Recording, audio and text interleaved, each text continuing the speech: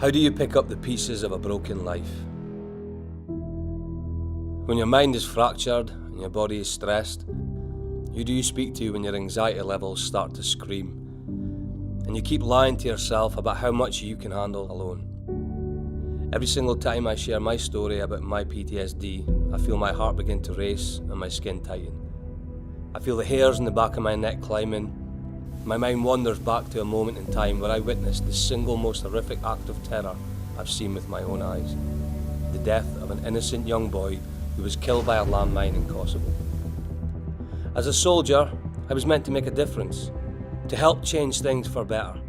Instead, we were given the order to leave the kid and his family at the side of the road. That day, something in me changed. I followed the rules instead of the ethics in my heart.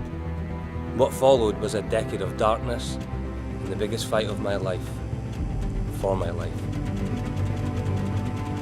I was so lost. I'd become someone else as I allowed the weight of mental health to rip inside my mind, and it became like a storm of silent shrapnel tearing through my every thought as I struggled to come to terms with how the world can be so cruel. However, there is always hope. Becoming a father was the catalyst for real change. I had pushed myself to the limit with drinking and failing to deal with what had happened behind me. I wasn't recognising the opportunity right in front of me.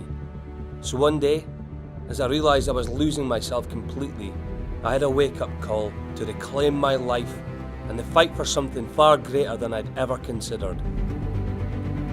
I was there when we were enjoying the grand bonuses and the great times on the drill floor, as completion packages just kept coming.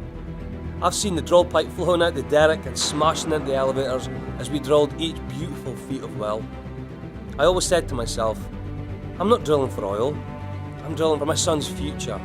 I'm drilling for his Christmas presents and his new clothes.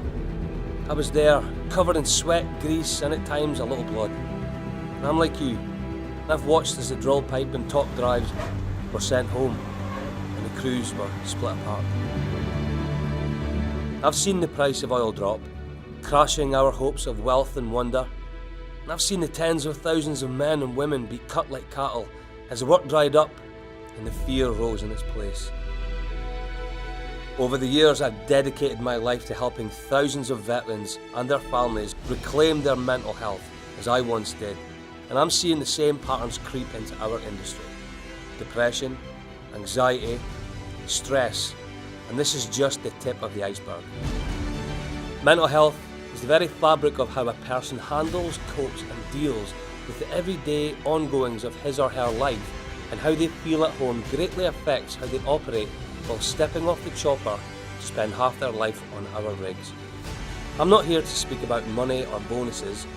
I'm here to talk about the most important subject in someone's life, how they feel. Mental health issues are on the rise. They're creeping in quickly, and if we don't take a stand against it today, we can expect more of the same.